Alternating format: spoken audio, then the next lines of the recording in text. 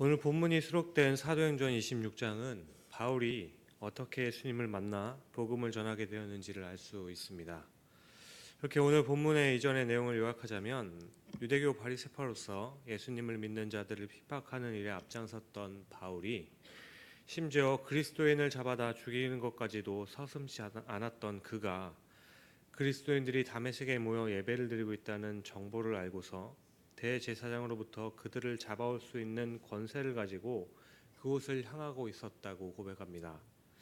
그런데 가던 도중에 갑자기 예수님께서 그에게 나타나셨고 자신이 핍박하던 그 예수님께서 그리스도이심을 깨닫고 회심하여 예수님의 충실한 종이 되어 전 세계를 다니며 예수님을 증거하는 삶을 살게 되었다는 내용입니다.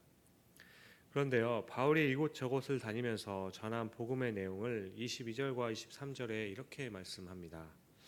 하나님의 도우심을 받아 내가 오늘까지 서서 높고 낮은 사람 앞에서 증언하는 것은 선지자들과 모세가 반드시 되리라고 말한 것밖에 없으니 곧 그리스도가 고난을 받으실 것과 죽은 자 가운데서 먼저 다시 살아나사 이스라엘과 이방인들에게 빛을 전하시리라 함이니이다 하니라. 한마디로 바울이 회심 후에 온갖 수모와 멸시를 받으면서도 끝까지 증거했던 그 내용은 선지자들과 모세가 예언한 대로 예수님께서는 십자가에 못 박혀 돌아가셨지만 부활하셨다는 그 사실입니다. 바울이 이곳저곳 다니면서 전한 것은 다른 것이 아니라 예수님께서 우리의 죄를 위하여 십자가에 못 박혀 돌아가시고 부활하셨다는 것입니다. 그렇다면 왜 바울은 어디를 가든지 누구를 만나든지 예수님께서 십자가에 죽으시고 부활하신 것을 전했을까요? 그것은 누구든지 예수님께서 십자가에 못 박혀 돌아가시고 부활하신 사실을 믿지 않으면 죄사함을 받을 수 없고 구원을 받을 수 없다는 사실을 본인이 먼저 깨달았기 때문입니다. 우리도 고백하는 바 어떤 사람이라도 예수님의 십자가와 부활을 믿지 않고서는 어느 누구도 구원을 받을 수 없습니다.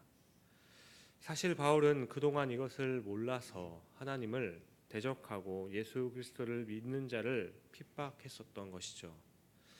어제도 말씀드렸듯이 바울은 율법을 잘 지켜야 구원을 받을 줄로 생각하고 율법을 잘 지키기 위해서 그의 목숨까지 걸었습니다. 그런데 그가 다메섹 도상에서 예수님을 만나는 순간 그 모든 것이 허구임을 깨닫게 되었던 것이죠. 바울이 이것을 깨달았을 때 그의 마음은 어땠을까요? 정말 참담했을 겁니다. 그동안 잘못된 구원론에 빠져서 인생을 허비한 것을 너무나도 후회했을 것입니다. 그래서 그는 그 순간부터 자신과 같은 사람이 더 있어서는 안 된다고 생각했고 전 세계에 흩어져 사는 유대인뿐만 아니라 이방인에게까지 직접 찾아다니며 예수님의 십자가와 부활을 담대히 외쳤던 것입니다. 사랑하는 성도님 여러분, 어느 누구도 복음을 믿지 않으면 구원을 받을 수 없습니다. 성경은 이야기합니다. 예수님의 십자가와 부활을 전하는 자가 없으면 들을 수가 없고 듣지 못하면 믿을 수가 없으며 믿지 않으면 구원받을 수 없기에 그들을 찾아가서 복음을 전해야 한다. 이 세상에는 많은 종교가 있습니다. 그런데 그 중에 오직 기독교를 제외한 모든 종교들은 인간이 구원을 받기 위해서는 무언가 착한 일을 많이 해야 한다고 가르치고 있습니다. 그러니까 스스로의 힘으로 구원을 받는다고 가르치고 있다는 거죠. 하지만 성경을 통해 확인되는 인간은 그 안에 근본적으로 선을 행한 능력이 없기 때문에 개인의 노력으로는 구원을 받을 수 없다고 하십니다. 인간은 오직 예수님께서 우리의 죄를 대신하여 십자가에 못 박혀 돌아가시고 부활하신 것을 믿어야만 죄사함을 받고 구원을 받을 수 있다고 말씀하는 것이죠. 그런데 정말 안타까운 사실은 교회를 10년, 20년 다녀도 오직 복음을 믿어야지만 구원을 받는다고 수없이 말씀을 들어왔음에도 불구하고 그래서 그 말씀을 지식적으로는 동의는 하지만 의외로 확신을 갖지 못한 분들이 많이 있다는 것입니다. 사랑하는 성도 여러분, 우리가 구원을 얻는 길은 오직 한 길밖에 없습니다. 오직 인간은 예수님께서 우리의 죄를 대신하여 십자가에 못 박혀 돌아가시고 부활하신 사실을 믿음으로만 구원받을 수 있습니다. 결코 구원받는데 우리의 선한 행실은 전혀 필요하지 않다는 것이죠. 그렇게 오늘 26장의 바울의 간증을 통해 한 가지 더 깨닫게 되는 것이 있습니다. 그것은 바로 전도의 본질입니다. 전도는 어떤 방식으로 하느냐보다는 내 안에 예수 그리스도에게 대한 열정이 있느냐인 것입니다. 바울은 복음을 전할 때 자신이 예수님을 만나기 전에 어떤 사람이었고 어떻게 예수님을 만나게 되었고 그리고 예수님을 만난 후에 어떻게 바뀌었는지 간증하고 있습니다. 여기서 예수님을 만났다는 것은 예수님께서 나의 구주 그리스도이심을 깨닫고 믿게 되었다는 것이죠. 그렇습니다. 예수님을 믿는 지 얼마 되지 않았어도 성경을 제대로 알지 못하여도 예수님께서 그리스도이심을 진심으로 믿는 자는 전도할 수 있습니다. 예를 들어 요한복음 4장의 수가성의 사마리아 여인이 예수님을 만나자마자 곧바로 전도한 것을 볼 수 있습니다. 그녀가 그렇게 할 수 있었던 이유는 그녀가 만난 예수님이 자신들이 그토록 기다리던 메시아인임을 깨달았기 때문이죠. 그래서 와서 보라, 이는 그리스도가 아니냐라는 말을 할 수 있었던 것입니다. 초대교회 평신도들이 당대의 복음을 전할 수 있었던 것은 그들이 날마다 집에서 있든지 성전에 있든지 예수님은 그리스도라 가르침을 받고 예수님께서 그리스도이심을 온전히 믿었기 때문이었습니다. 그러니까 전도함에 있어서는 방법이 문제가 아니라 자신이 먼저 예수님을 만나는 것이 더 중요하다는 것입니다. 그러므로 오늘 말씀을 기억함으로 여기 모인 모든 성도님들은 삶의 곳곳에서 예수님을 만나게 되시기를 주님의 이름으로 간절히 축원드립니다. 다음으로 오늘 본문에 바울 자신이 예수님을 어떻게 믿게 되었는지 말하자 베스도 총독은 24절을 보시면 바울에게 미쳤다고 합니다. 여기 나오는 미쳤다라는 말은 헬라어로 마이네라고 하는데 여기서 영어의 마니아가 나오게 됩니다. 그러니까 마니아는 원래 좋지 않은 의미로 사용되었지만 요즘에는 영화 마니아, 커피 마니아, 컴퓨터 마니아, 자동차 마니아처럼 어느 한 가지를 미치도록 좋아하는 긍정적인 의미로 많이 사용되고 있습니다. 그런데 왜 베스도 총독이 바울의 말을 듣고서 미쳤다고 했을까요? 당시 베스도 총독은 하나님을 믿지 않았고 헬라 철학을 신봉하고 있었기 때문입니다. 헬라인은 진리의 근거를 논리와 합리성에 두고 있기 때문에 머리로 이해할 수 없는 것은 믿으려고 하지 않았습니다. 또한 당시 팔레스타인의 바리새파 중에서도 양대 학파가 있었는데요. 하나는 온건파인 힐렐 학파고 다른 하나는 강경파인 샴마이 학파였습니다. 이 중에 가말리엘이 바로 힐렐의 수제자이고 바울이 가말리엘의 문외생이었던 것이죠. 그러니까 바울이 가말리엘의 문화생이었단 말은 공부를 많이 하고 박식한 자라는 것입니다. 그런데 그런 그가 죽은다는 다시 살아날 수 없다는 것이 이 세상이 가진 진리인데 그토록 공부를 많이 하고 박식한 사람이 죽은 자가 살아났다고 거침없이 쏟아붓자 그를 미친 자라고 했던 것입니다. 그런데요, 사실 인류 역사는 미쳤다는 말을 들은 사람이 이룬 업적과 성취에 의해 발전해온 발자취가 참 많습니다. 미켈란젤로가 성 바티칸의 시티나 성당의 천장화를 4년 동안이나 누운 자세로 그릴 수 있었던 것은 그가 그 일에 미쳤기 때문이었습니다. 에브리먼드 힐러리 경이 10년간 끈질긴 노력 끝에 세계 최초로 에베레스트를 정복할 수 있었던 것도 그가 등반에 미쳤기 때문이었습니다.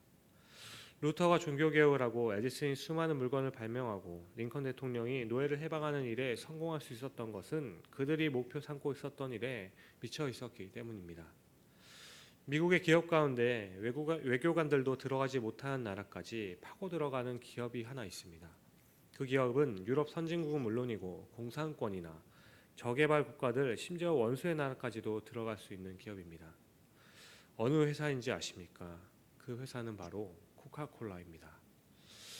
어떻게 민간 기업이 미국 외교관도 들어가지 못하는 나라까지 들어가서 콜라를 팔 수 있을까? 그것은 코카콜라 사장의 말을 통해서 알 수 있습니다. 코카콜라 사장이 하는 말은 내 혈관 속에 피가 흐르는 것이 아니라 코카콜라가 흐르고 있다라고 고백합니다. 성공과 그 일에 미치는 것은 대부분에 비례합니다. 어떤 일이든 완전히 미쳐 몰입하지 않으면 그 분야에서 성공할 수 없다는 것이죠.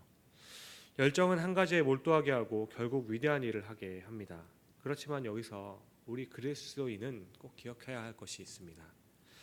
세상에 있는 모든 것은 다 지나가는 것이기에 이 세상에서는 영원히 성공을 거둘 수는 없다는 것을 기억해야 한다는 겁니다. 따라서 우리는 없어져지는 그 이 세상의 것에 목숨을 걸지 말고 영원한 것에 목숨을 걸어야 하겠습니다. 우리는 오직 영원하신 진리인 예수 그리스도께 미쳐야 영원한 성공자가 될 수 있다고 고백합니다. 베스도 총독이 미쳤다고 하자 바울은 그들에게 이렇게 이야기합니다. 바울이 이르되 말이 적으나 많으나 당신뿐만 아니라 오늘 내 말을 듣는 모든 사람도 다 이렇게 결박된 것 외에는 나와 같이 되기를 하나님께 원하나이다 하니라. 주 안에서 사랑하는 성도님 여러분, 바울은 예수 그리스도에게 완전히 몰입한 자, 미친 자였습니다. 그 열정은 그로 하여금 지구촌을 4번이나 돌면서까지 복음을 전하게 하였습니다. 우리 안에는 어떤 열정이 있습니까? 우리도 예수님 때문에 가슴이 뜨거워지기를 바랍니다. 한비아가 쓴 지도 밖으로 행군하라는 책에는 40대 중반의 케냐인인 안과 의사에 대한 이야기가 나오는데요. 이 사람을 만나려면 대통령도 며칠을 기다려야 할 정도로 유명한 의사가 있었다고 합니다. 그런데 이 의사는 그런 명예와 영광을 버리고 열악한 환경에서 전염병과 풍토병 환자들을 아무렇지 않게 만지며 치료하는 것을 보고 그 사람에게 물어보았다고 합니다. 당신은 아주 유명한 의사인데 왜 아무도 알아주지 않는 이런 험한 곳에서 일을 하고 있습니까? 그러자 그 의사는 활짝 웃으면서 이렇게 말했다고 합니다. 내가 가지고 있는 기술과 재능을 돈 버는 데만 쓰는 것은 너무 아깝기 때문입니다. 게다가 더 무엇보다도 이 일이 내 가슴을 몹시 뛰게 하기 때문입니다. 하나님께서 우리에게 물질과 건강 그리고 시간을 주신 최종적인 목적은 잃어버린 영혼을 구원하는 데 사용하라고 주신 거라고 믿습니다.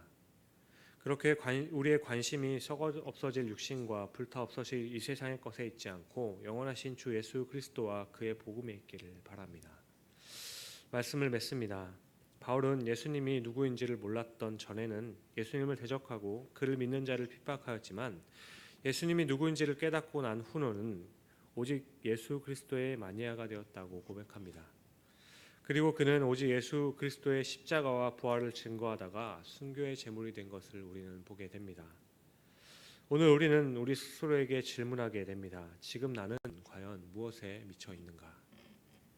흔히 20대는 사랑에 미치고 30대는 야망에 미치며 40대는 일에, 50대는 소유에, 60대는 명예와 고독에, 70대는 은퇴와 죽음에 대해 미친다고 합니다. 그런데요, 인생의 아주 짧은 이 시간 동안이지만 그 중에 한 가지에라도 미쳤던 사람들은 하나같이 고백하는 바 그 시간만큼은 행복했다고 고백합니다. 그렇다면 영원하신 하나님, 예수 그리스도에게 미친다면 이 행복은 어디까지일까요? 영원한 것입니다. 따라서 오늘 우리는 나를 구원하신 죄인으로서 영원히 죽을 수밖에 없었던 나에게 새 생명을 허락하시고 하나님의 그 영원한 나라에 초대하여 주시며 자녀로 삼아주신 우리 구주 예수 그리스도에게 한번 빠지시기를 바랍니다. 아무쪼록 우리 모두가 예수 그리스도의 마니아가 되어 복음을 전하는 일에 최선을 다하며 오늘 바울의 고백처럼 진짜 행복한 신앙생활이 무엇인지를 깨닫고 또한 그 주인공이 되시기를 주님의 이름으로 간절히 축원드립니다. 기도하시겠습니다. 사랑의 하나님 아버지 감사합니다. 오늘 바울의 고백을 통해 우리에게 어떤 영광이 임했었는지를 돌아보게 됩니다. 나를 살리시고 구원하여 주신 예수 그리스도를 다시 한번 가슴에 새겨봅니다. 주님, 우리 가운데 늘 새 생명을 허락하시고 능력을 부어주심으로 오늘 바울과 같이 어떤 상황에서든지 나의 삶의 곳곳에서 오직 하나님만을 찬양하며 늘 감사드리며 살아가는 우리가 될 수 있게 하여 주옵소서. 감사합니다. 이 모든 말씀을 우리를 구원하시고 생명의 길로 인도하여 주신 우리 구주 예수 그리스도의 이름으로 감사하며 기도드립니다. 아멘. 지금은 우리 주 구주 예수 그리스도의 은혜와 하나님의 그 무한하신 사랑과 성령님의 위로교통 충만하게 하심이 오늘도 이 은혜의 예배 자리로 불러주신 우리 모든 성도님들의 머리 위에 그리고 이들의 삶과 가정 가운데 지금으로부터 영원까지 함께 하시기를 간절히 축원하옵나이다. 아멘.